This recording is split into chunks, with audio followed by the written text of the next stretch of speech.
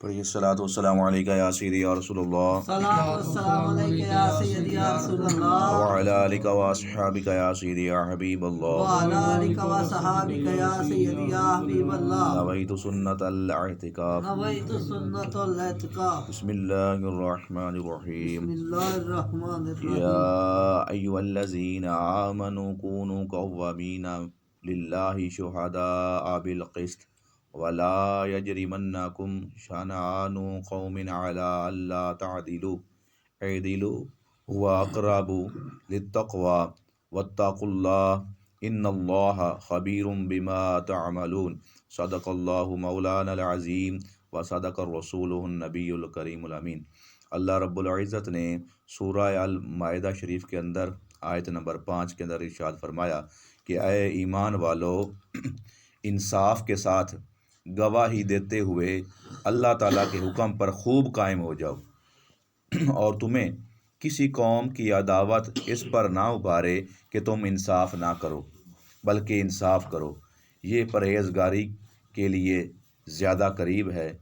یہ پرہیزگاری کے زیادہ قریب ہے، اور اللہ تعالیٰ سے ڈرو، بے شک اللہ تعالیٰ تمہارے تمام اعمال سے خبردار ہے۔ یعنی کہ ان آیت مقدسہ کے اندر انصاف کرنے کا فرمایا گیا کہ چاہے آگے جتنی بھی قوت والا کوئی ہو، اگر تمہیں انصاف کرنا پڑے تو حق کی بات کرو۔ اور یہ انہی آیت کی مثال میں آپ کو دو چھوٹے چھوٹے واقعات سے دوں گا کہ حضرت سیدنا عمر فاروق رضی اللہ تعالیٰ عنہ، آپ کے ساتھ ایک شخص جن کا نام جبلہ بن احم تھا، وہ بادشاہ تھا، غسان کا بادشاہ تھا، وہ مسلمان ہو گیا۔ جب مسلمان ہو گیا تو سیدنا عمر فاروق رضی اللہ تعالیٰ عنہ کے ساتھ مل کر مکہ شریف جا رہا تھا،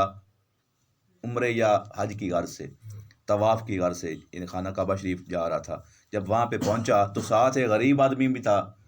جو بالکل مسکین تھا، غریب تھا بہت ہی، وہ بھی ساتھ تھا۔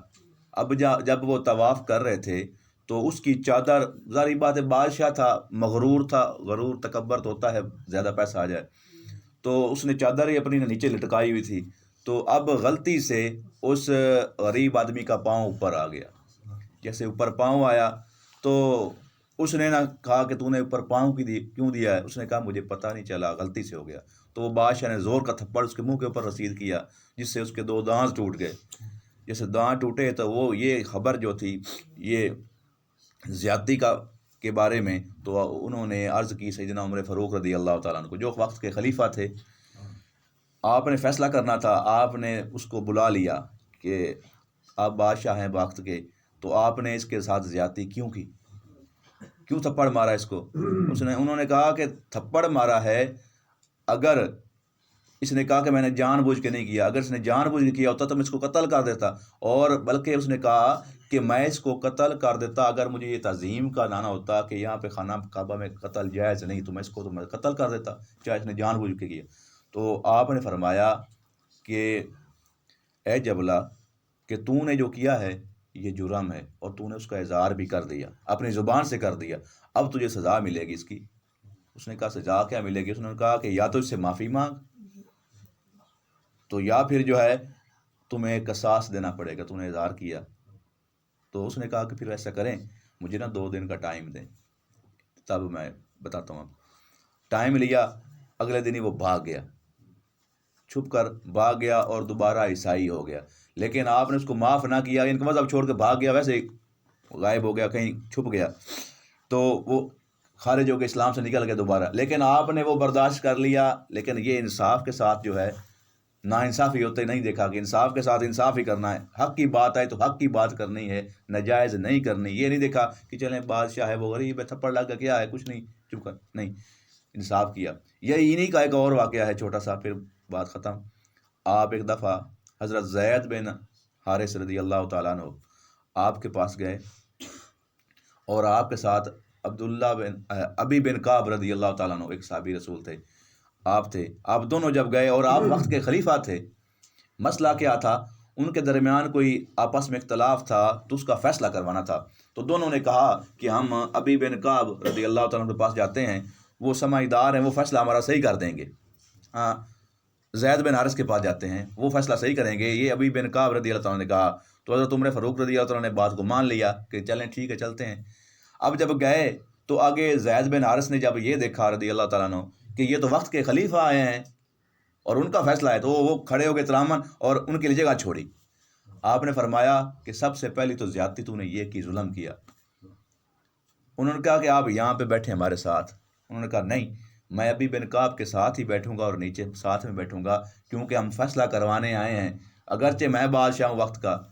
یعنی کہ جو خلیفہ تھا نا اس دوران، جیسے یہ ہمارے بادشاہ ہیں، یہ تو کچھ بھی نہیں، تو ملک کا بادشاہ تھا، تو وہ کئی ممالک کے بادشاہ تھے، ان کے پاس ایک ملک نہیں کئی ملک تھے اس وقت جب اسلام کی حکومت تھی۔ تو آپ خلیفہ تھے، خلیفہ کا یہ اختیار تھا کہ جیسے وہ وقت کا بادشاہ شہنشاہ ہوتا، سب کچھ اس کے انڈر تھا، لیکن فیصلہ کروانے آ رہے ہیں ایک عام آدمی سے، ایک عام صحابی سے کروانے آ رہے ہیں، اور انہوں نے کہا کہ تعظیماً کہ آپ چار پائی کی جگہ چھوڑی کہ آپ یہاں پہ تشریف رکھیں۔ آپ نے کہا نہیں، میں ابی بن کعب کے ساتھ ہی بیٹھوں گا اور فیصلہ کرواؤں گا۔ اچھا آگے کیا ہوا؟ جب فیصلے کی بات چلی، ابی بن کعب نے اپنا معاملہ جو دعویٰ تھا وہ پیش کیا، تو آپ نے اس کا رد پیش کیا، اس کے جو دلائل تھے تو جو اس نے دیے تھے کہ یہ ایسے ویسے، آپ نے کہا ایسے نہیں، آپ نے دلیل دی اپنی، تو پھر کیا تھا، ان کی بات صحیح نہ ثابت ہوئی، مراد کہنے کہ یہ کہ ان کے پاس کوئی گواہ ثبوت ٹھوس نہیں تھے، تو جس وجہ سے وہ ہار رہے تھے۔ حضرت عمر فاروق رضی اللہ تعالیٰ کا مضبوط کیس تھا۔ اب آخری بات ختم کہاں پہ ہونی تھی کہ جب ان کے پاس پوری گواہی نہیں، تو پھر دوسری طرف حضرت سیدنا عمر فاروق رضی اللہ تعالیٰ عنہ کو قسم اٹھانی تھی، قسم اٹھائیں گے تب یہ بات سچ ہوگی۔ اب کیا ہے، جب قسم کی باری آئی تو آپ قسم اٹھانے ہی والے تھے، تو پھر وہاں پہ پھر حضرت زید بن حارث رضی اللہ تعالیٰ عنہ نے پھر کہا کہ اے ابی بن کعب، یہ وقت کے خلیفہ ہیں، ان کی بڑی شان مرتبہ ہے، قسم نہ لو۔ آپ نے جیسے سنا نا، آپ نے ناراضگی کا اظہار کیا اور فوراً قسم اٹھا دی، اور ساتھ میں یہ فرمایا کہ یہ ایسا جو تو کر رہا ہے یہ بہت ظلم کبیر ہے، ظلم ہے، اور اس جیسے شخص کو جج نہیں ہونا چاہیے جو انصاف نہ کر سکے،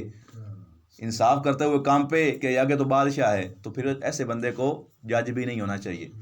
تو یہ حالات تھے صحابہ کرام کے، انبیاء کرام کے، یہ تھی مثالیں تھیں۔ آگے جو بھی آتا تو حق کی بات کرتے، یہی قرآن نے کہی کہ جب حق کی بات کرنے لگو، آگے جتنی بھی قوت آ جائے تو ڈرو نہیں، تمہارے ہاتھ نہ کانپنے شروع ہو جائیں فیصلہ کرتے ہوئے، فیصلہ کر دو اللہ تعالیٰ کو گواہ جان کر کہ اللہ تعالیٰ دیکھ رہا ہے۔ تو یہ باتیں ہم نے اپنانی ہے زندگی کے اندر، ان کی مثالیں ہمارے پاس موجود ہیں کہ جب بھی کہیں پہ کوئی گواہی کی، اب دیکھیں یہاں پہ اللہ تعالیٰ معاف کرے، کوئی امیر بندہ کسی کو غریب کو قتل کر دیتا ہے، ہم دیکھ رہے ہوتے ہیں، ہم گواہی نہیں دیتے کہ یہ ہمارا دشمن بن جائے گا، یار میں کو دشمنی مول لوں۔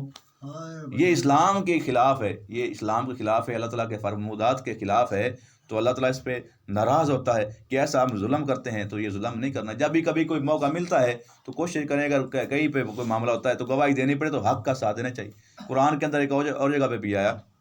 اگر تمہیں حق کی بات کرنی پڑے تو اگر چاہے وہ تمہارے ماں باپ کے خلاف ہی کیوں نہ ہو، بہن بھائیوں کے خلاف ہی کیوں تو ہو جاؤ،